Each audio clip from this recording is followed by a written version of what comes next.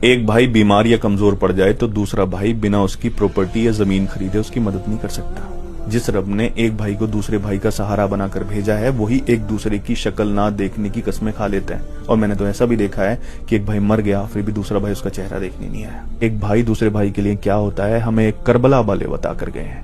جنگ کی پہلی رات، اگلے دن جنگ تھی اور اس سے پہلی رات جو تھی نا، سب کو بٹھایا حضرت امام حسین علیہ السلام نے، اور سب کو بٹھا کر کہا کہ جس کو جانا ہو وہ جا سکتا ہے، جنگ چھوڑ کر میرا ساتھ چھوڑ کر جس کو جانا ہو وہ جا سکتا ہے۔ میں یہاں بیٹھے ہوئے سب کو جنت کی بشارت دیتا ہوں، اگر کوئی چھوڑ کر چلا بھی جائے گا تو اس کو جنت مل جائے گی۔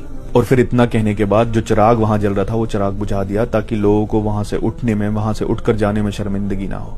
تھوڑی دیر بعد کہا کہ عباس چراغ جلاؤ، پھر چراغ جلایا تو کوئی اٹھ کر نہیں گیا۔ پھر سے یہ بات دہرائی کہ جس کو جانا ہو جا سکتا ہے، جنت ملے گی اس کو، میں گواہ ہوں اس بات کا۔ پھر سے چراغ بجھا دیا۔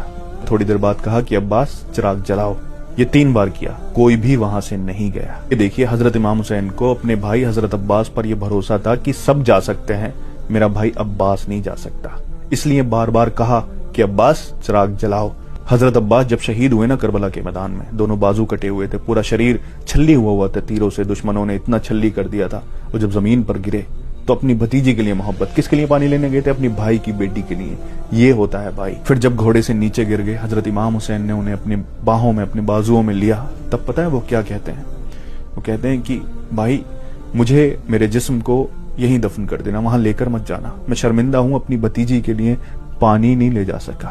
یہ تھا بھائی دوسری بھائی کی اولاد کے لیے۔ اور جب وہ شہید ہو گئے، حضرت امام حسین نے اپنے مبارک چہرے کو آسمان کی طرف اٹھا کر کہا کہ یار اب میری کمر ٹوٹ گئی، یعنی میرا بھائی چلا گیا۔ یہ بتایا کہ ایک بھائی اگر بھائی کا ساتھ چھوڑ کر چلا جائے تو اس کی کمر ٹوٹ جاتی ہے۔ یہ سہارا بھائی کا ہوتا ہے، اور جو سہارا بھائی دے سکتا ہے دنیا میں کوئی اور دے ہی نہیں سکتا۔ لیکن افسوس اس دنیا نے، اس پاور کی ہوس نے، اس دولت نے بھائی کو بھائی کا ہی دشمن بنا دیا ہے۔ میری دعا ہے رب سے کہ کاش لوگ اس رشتے کی اہمیت کو سمجھیں، کیونکہ بھائی دولت، شہرت، مالیت سب سے بڑا ہوتا ہے۔